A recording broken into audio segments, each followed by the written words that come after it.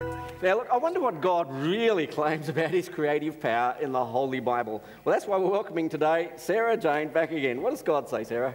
Well, actually, God talks in the Bible and we can add science into it. He actually talks clearly in the Bible about our earth and where its place is in the universe. And it can suggest two things. It clearly suggests that either people in ancient times knew a lot more about science than we give them credit for, or it also says that God actually inspired a lot of what they said. And I've got some examples. In the Bible, it talks about God is stretching out the heavens. Well, science says again and again about how we have a vast universe, it's an expanding universe. Also in Job, it talks about that God hung it upon nothing.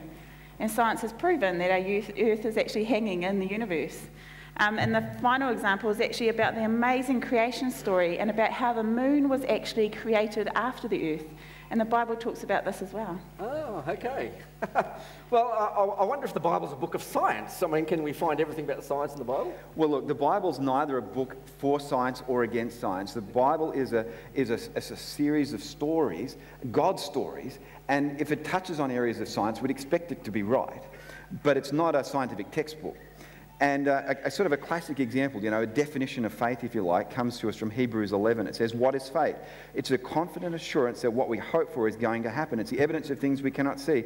God gave his approval to the people in days of old. So here we get this picture of what faith is really like, James, and it's a beautiful picture. And, science is not incompatible with that belief in God.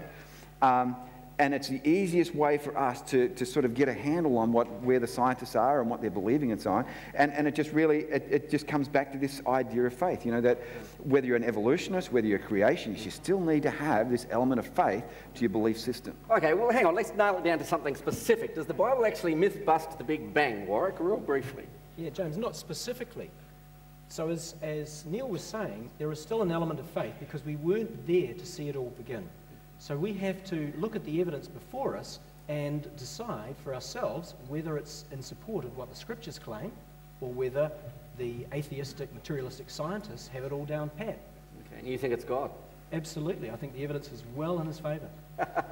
Look, if God is real, he's the most amazing being one could ever wish to know.